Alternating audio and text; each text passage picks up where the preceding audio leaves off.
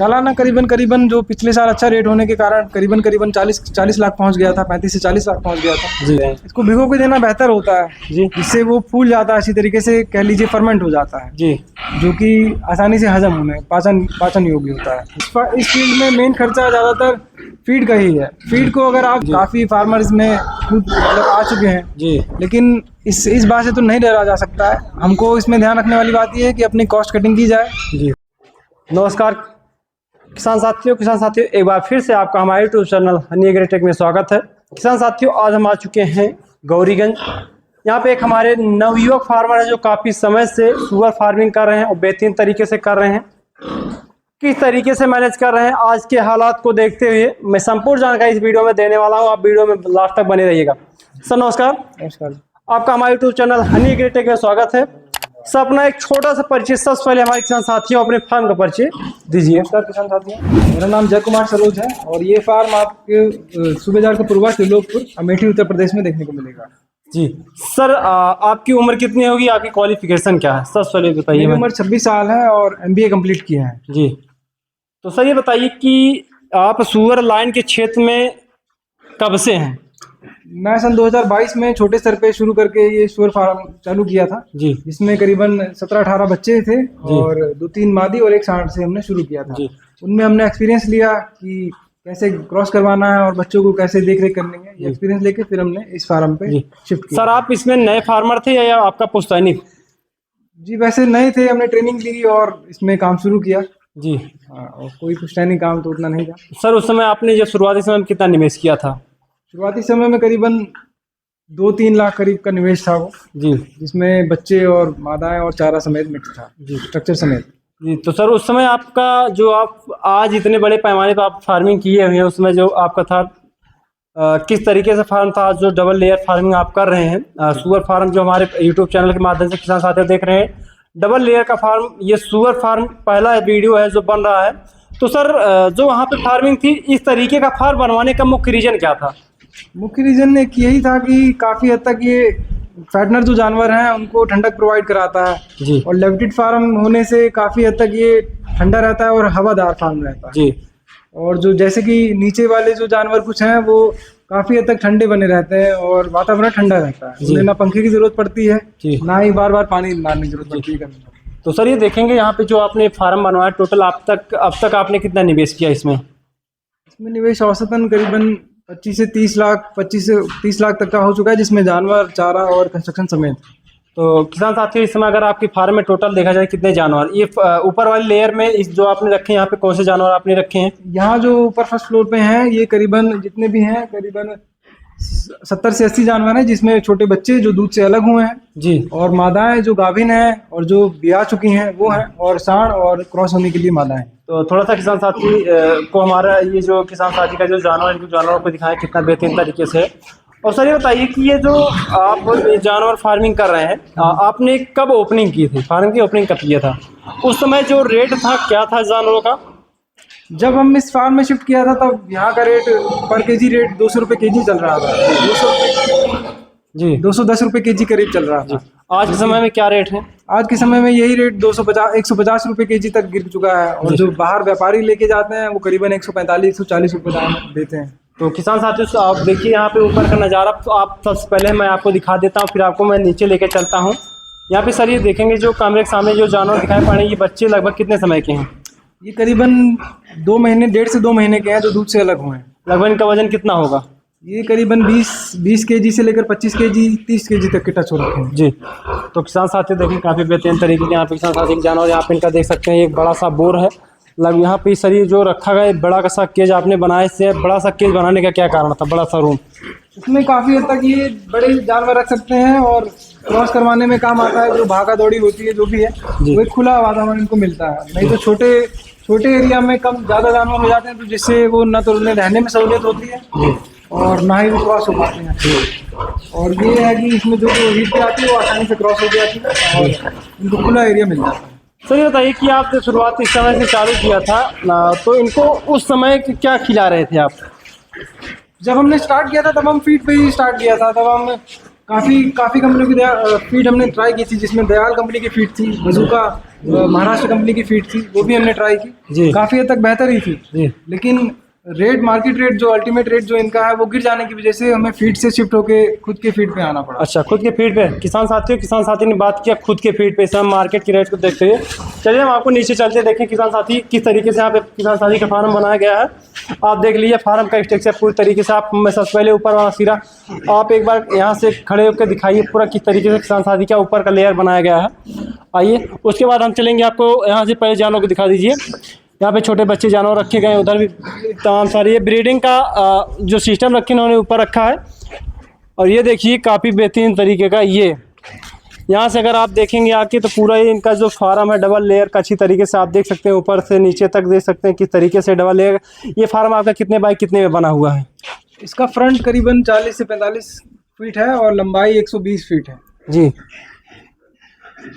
यहाँ पे ऊपर नीचे दोनों ही है जी। यहाँ पे किसान साथी अगर यहाँ पे देख रहे हैं सर, ये पूरा खुले में है, यहाँ पे कोई लाइट इलेक्ट्रिक तार का कोई भी यहाँ पे कुछ नहीं नजर आ रहा। तो यहाँ पे लाइट का किस तरीके से आपने सुविधा क्या की है? लाइट के लिए सोलर पैनल लगा रखे हैं जो 5 किलोवाट तक है, जो कि सारी जरूरतें पूरी कर देता है जी। यहाँ सर ये जानवरों को लगभग आपको कितना वर्क करना पड़ता है डेली जानवरों के साथ? तो करीबन सुबह 2 घंटा देना पड़ता है और शाम को 2 घंटा करीब देना पड़ता है। सुबह थोड़ा ज़्यादा समय लगता है जी, शाम को उतना ही कम लगता है। किसान साथियों देखेंगे यहाँ से दिखाइए सबसे पहले इनका आगे का जो स्ट्रक्चर है फार्म का। आप देखेंगे ये आगे से जो पूरा फार्म है, इसका जो फ्रंट है आप देख सकते हैं। ये वहाँ से हम ग्राउंड फ्लोर पे चलेंगे। ग्राउंड फ्लोर पे जो काफ़ी जानवर हैं और काफ़ी अच्छे तरीके से यहाँ पे काफ़ी बेहतरीन, काफ़ी ठंडक भी है, काफ़ी अच्छा भी लग रहा है। यहाँ पे किसान साथी ने बात किया था यहाँ पे जो यहाँ खुद का फीड बना रहे हैं, खुद का फीड जो बना रहे हैं, यहाँ पे हम आपको दिखाएंगे यहाँ पे क्या क्या चीज़ किस तरीके से यहाँ पे मैनेज कर रहे हैं आज की महंगाई को देखते हुए। सर बताइए कि यहाँ पे जो आपने फीड की बात की, जो खुद का फीड बना रहे हैं, इसमें क्या क्या मिला रहे हैं? इसमें क्या क्या चीज़ ब्रोकन राइस इस्तेमाल किया जाता है, राइस पॉलिश इस्तेमाल किया जाता है जी, और गेहूं का आटा इस्तेमाल किया जा रहा है जी। हालांकि और भी चीज़ें इसमें पड़ती हैं, लेकिन जो अवेलेबल आसानी से हो जाता है वही इस्तेमाल किया जाता है। डीओसी भी इस्तेमाल किया जाता है जो कि अच्छा प्रोटीन का सोर्स होता है जी। यहाँ पे किसान साथी हम आपको दिखाएंगे यहाँ पे गेहूँ, ये देखिए गेहूँ रखा गया है, यहाँ पे पीसने की मशीन भी लगी है, ये देख सकते हैं हमारे हाथ में गेहूँ है। सर ये बताइए कि जो गेहूँ आपने लिया है, ये गेहूँ को किस तरीके से, ये गेहूँ को खड़े खिला देते हैं, इसको किस तरीके से पीसते हैं? हल्का दरियाई बना के पीसा जाता है, ना कि एकदम बारीक आटा जी, बिल्कुल दरियाई बनाया जाता है ताकि वो आसानी से हजम हो सके और उसके न्यूट्रिशन वगैरह भी जो गर्म होने की वजह से वो खराब ना हो जी। जो चक्की गर्म होने से, उसे एकदम बारीक होने से वो खराब जाते हैं। गेहूँ के साथ साथ आप क्या क्या ऐड कर रहे हैं इसमें? गेहूं के साथ साथ इसमें डीओसी डालता है जी, और ब्रोकन राइस पड़ता है, राइस पॉलिश पड़ता है जी, और फाइबर वगैरह के लिए चोकर भी डाल सकते हैं इसमें, जो कि बहुत अच्छा हेल्थ एपिटाइट देता है जी। जानवर को। तो सर ये बताइए कि लगभग एक जैसे जो बड़े जानवर हो गए, बड़े जानवरों को जो फीड की अपेक्षा अगर इनको दिया जाता है, जैसे जो फीड होता है, फीड खिलाने से जो हमारे काफ़ी साथी काफ़ी किसान भाई हैं, उनको काफ़ी कास्ट महंगा पड़ जाता है। उसकी अपेक्षा अगर इनको देखा जाए गेहूं, और अगर इनसे देसी जो आपके गांव के आसपास मिल जाता है, उसमें अगर इनको जानवरों को खिलाया जाता है, इसका कॉस्ट क्या पड़ता है?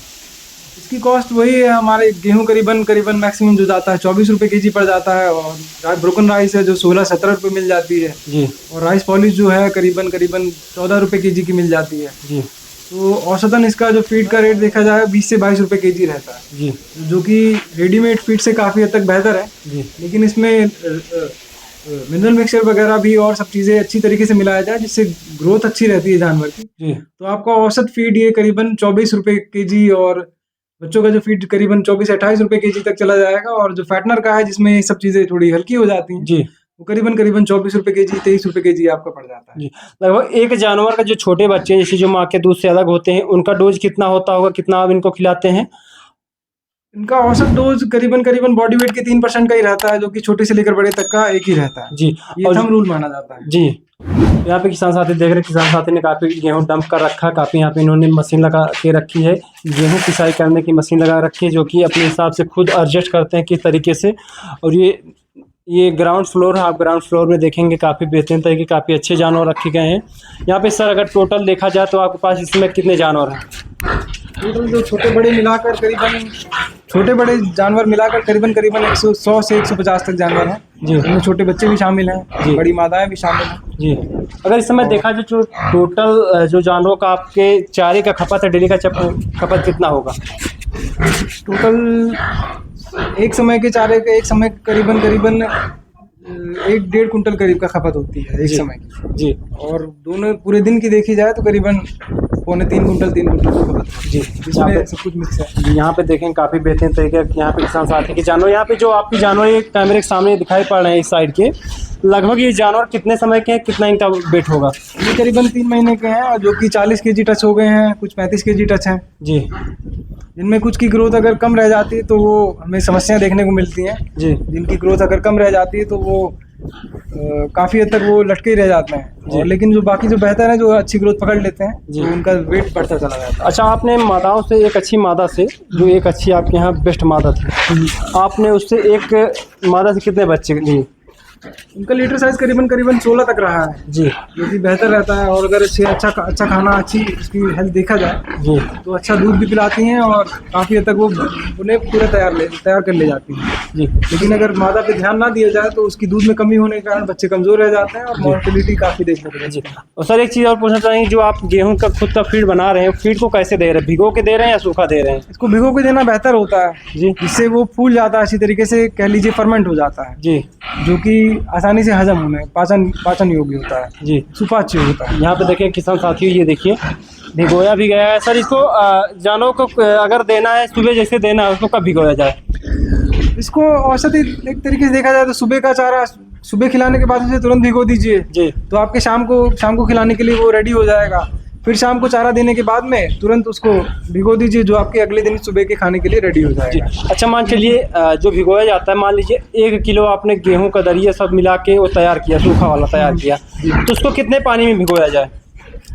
औसत वो पूरा पानी से डूब जाए क्योंकि वो काफ़ी हद तक वो डूब जाता है। फिर उसके बाद वो सोख लेगा तो वो काफ़ी फूल जाता है तो उसमें उतना पानी डालिए कि जितना वो उसमें डूब जाए। फिर वो अपने आप ही पानी काफ़ी सोखता है और वो एकदम पानी आपका गायब हो जाता है। जिस तरीके से बोला जाए कुकर में चावल पकाया जाता है, कह सकते हैं। यहाँ पे देखें किसान साथी काफ़ी बेहतरीन तरीके, काफ़ी बेहतरीन तरीके की हवा है। देखेंगे पूरा जो है ये छत पूरे फार्म पे छत डाला गया है, डबल लेयर का फार्म, तब जाके बेहतरीन तरीके का कम्प्लीट हुआ है और काफ़ी अच्छा चल रहा है। यहाँ पे देखें काफ़ी बेहतरीन तरीके, काफ़ी अच्छे हिस्पों से आपको जानवर भी नज़र आ रहे हैं जो कि आप देख सकते हैं।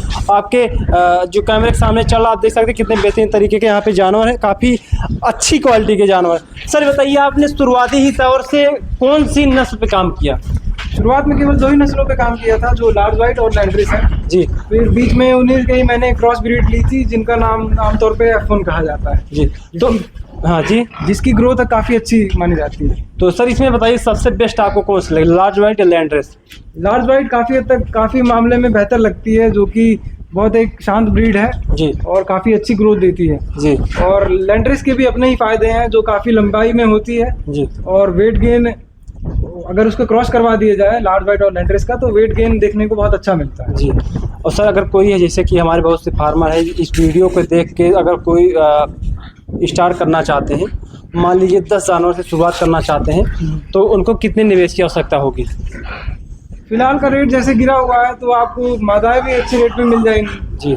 जैसे भी आपको अपने रेट के हिसाब से मिले, लेकिन करीबन आपका 10 मादाओं का खर्चा करीबन अगर 10-12 हज़ार की एक गिल्ट आपको पटिया मिल जा रही है जी। तो 10 मादाएं आपको 1,20,000 की पड़ी करीबन जी। उससे कम भी मिल सकती हैं अगर आपको बार्गेनिंग करके आपको मिल जाए जी।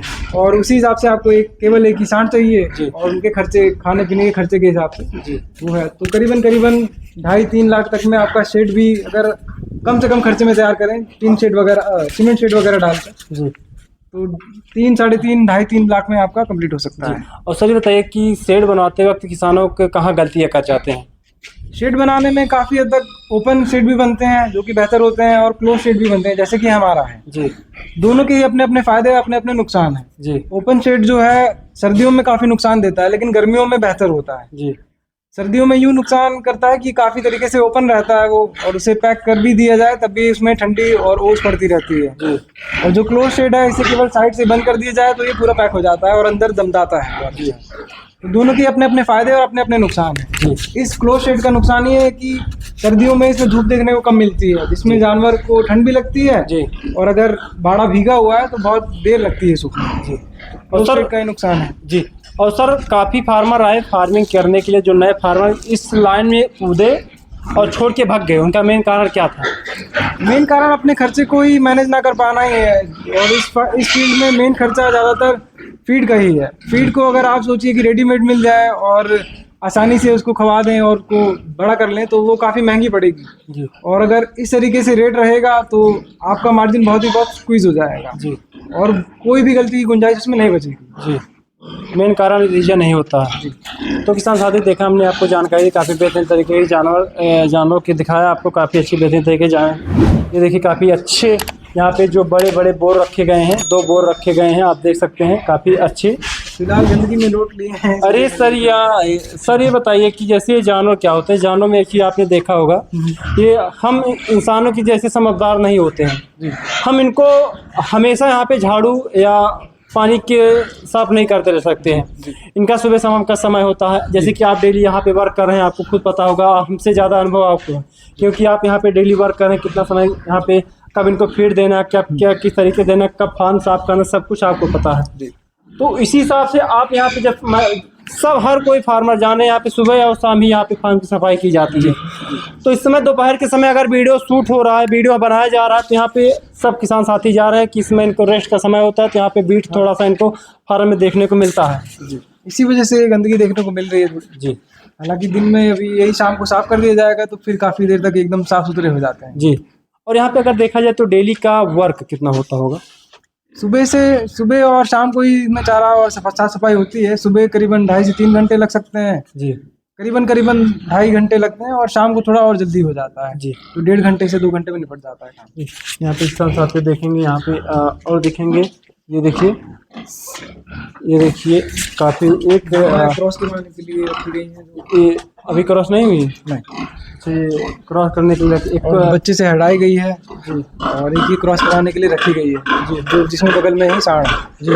तो इनको अभी डाइट पे यूँ रखा जा रहा है ताकि ज़्यादा ना मोटी हो जाए ना ज़्यादा कमज़ोर हो जी। और इनको अच्छा डाइट यूँ दिया जाता है कि ताकि इनके अंडों की संख्या, पेट में अंडों की संख्या ज़्यादा बने। अंडों की संख्या ज़्यादा रहेगी तो बच्चों की संख्या ज़्यादा रहेगी जी। अगर लेकिन एक चीज़ बात ये भी डिपेंड करता है, अगर मादा कमज़ोर रहे तो बच्चे भी कमज़ोर आएंगे। बेशक कमज़ोर रहेंगे क्योंकि उनके अंडों की संख्या कम रहेगी, अंडों की क्वालिटी कम रहेगी पेट में जो बनते हैं जी। तो उस हिसाब से बच्चे भी कमज़ोर निकलते हैं। अगर मादा तंदुरुस्त है तो बच्चे भी तंदुरुस्त होंगे जी। ज़्यादा तंदुरुस्ती से मतलब ये नहीं कि वो मोटी है, तंदुरुस्ती से मतलब उसको फिट होना ज़रूरी है, न्यूट्रिशन पूरा मिलना ज़रूरी है। अगर आपको भरी पूरी मादा एकदम चर्बीदार दिख रही है तो मतलब ये नहीं है कि वो तंदुरुस्त है जी। वो फैटी मादा है और कंसीव करने में भी दिक्कत कर सकती है। तो किसान साथी, यहाँ से जो हमने हो चुका जो आपको जानकारी दी, सब लास्ट में पूछना चाहेंगे सर, यहाँ पे आपका साल का कितना टर्नओवर हो जाता है? सालाना करीबन जो पिछले साल अच्छा रेट होने के कारण करीबन 40 लाख पहुंच गया था, 35 से 40 लाख पहुंच गया था जी। वही इस साल घट के करीबन 25 से 30 लाख रह गया है जी। क्योंकि ये 50 रुपये पर केजी, 70 रुपये पर केजी दाम गिर चुका है जी। और सर एक चीज़ पूछना चाहेंगे, जिस तरीके से लगातार इनका रेट कम होते हुए चला रहा है, इसका मेन मुख्य कारण क्या हो सकता है? मुख्य कारण इसकी सप्लाई बम्पर हो चुकी है, काफ़ी फार्मर्स में खुद मतलब आ चुके हैं जी। लेकिन इस बात से तो नहीं डरा जा सकता है। हमको इसमें ध्यान रखने वाली बात यह है कि अपनी कॉस्ट कटिंग की जाए जी। कम से कम अच्छे से अच्छे खर्चे में इसको तैयार कर लिया जाए तो हमारा मार्जिन हमें बचा रहेगा। एक अच्छा अगर रेट हमारे किसान साथियों को लेना, किस तरीके से रेट ले सकते हैं?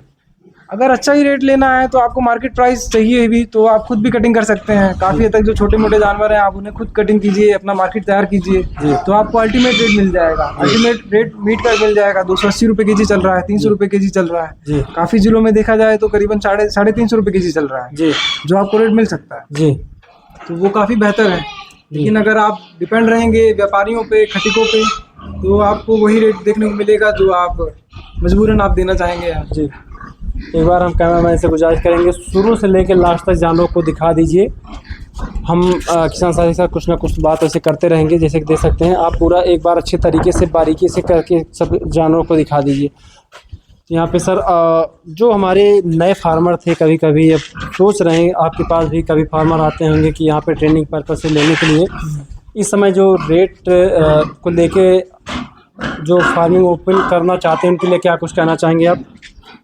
फार्मर्स का जो भी नए नए फार्मर्स आ रहे हैं, अपनी लिक्विडिटी, अपनी तरलता और अपनी वित्तीय एबिलिटी को ध्यान में रख के ही इसमें आए जी क्योंकि इसमें काफ़ी हद तक पैसे का ही मतलब काफ़ी सारा खेल होता है। जी क्योंकि अगर आपका काफ़ी हद तक पैसा जानवर में लाइफ स्टॉक में फंसता है जी और उसके बाद अगर आपको लिक्विडिटी चाहिए होती है जी तो बहुत थोड़ी मुश्किल पड़ती है देखने में, क्योंकि आप आसानी से 40-50 जानवर एक ही दिन में नहीं बेच सकते हैं। सर, आपने पढ़ाई इतने अच्छा किया था, बेहतरीन तरीके से पढ़ाई की थी उसमें, तो आपने इसमें क्यों अचानक से छलांग लगा दी? इसमें आने का मकसद मेरा यही है कि इसमें काफ़ी हद तक स्वतंत्रता रहती है अपने काम में। जी सुबह से शाम तक का काम रहता है और अपना मुझे किसी के नीचे काम करने का शौक नहीं है, मतलब किसी के नीचे काम नहीं करना पड़ता है, किसी का आदेश नहीं सुनना पड़ता है, जी अपनी मर्जी के मालिक रहते हैं इसमें। हालांकि थोड़ी समस्याएं देखने को मिलती हैं जी क्योंकि इसमें भी फ्लक्चुएशंस होती हैं, कभी रात में उठना पड़ता है, जी कभी दिन में परेशान होना पड़ता है। जी तो ज़रूरी नहीं है कि सुबह शाम का काम है, जी कभी दिन में भी परेशान होना पड़ता है, कभी रात भी खराब होती है इसमें। तो काफ़ी हद तक ये कि मैंने इस काम में आने का मकसद यही है कि स्वतंत्रता रहती है, जी वित्तीय स्वतंत्रता भी है और काम के हिसाब से भी स्वतंत्र रहता है। मानसिक तनाव बहुत कम रहता है। जी। तो किसान साथी, देखिए हमारे किसान साथी का इस क्षेत्र में आने का मुख्य कारण ये था। इनकी वीडियो, इनकी जानकारी आप लोगों को इसलिए कि कृपया कमेंट करके ज़रूर बताएंगे। और एक बार हम लास्ट में किसान साथी का कॉन्टैक्ट नंबर लेना चाहेंगे। सर, अपना एक कॉन्टैक्ट नंबर मेरा किसान साथी, मेरा कॉन्टैक्ट नंबर है 9648 000 867। जी, ये हमारे किसान साथी का कॉन्टैक्ट नंबर। अगर आप गौरीगंज से देख रहे हैं तो हमारे किसान साथी संपर्क करना चाहते हैं, कहीं से भी देख सकते हैं। अगर संपर्क करना चाहते हैं इनके दिए कॉन्टैक्ट नंबर पे आप संपर्क कर सकते हैं। मैं आपसे मिलता हूँ नेक्स्ट वीडियो में। आज के लिए बस नहीं, तब तक ले जय हिंद, जय भारत।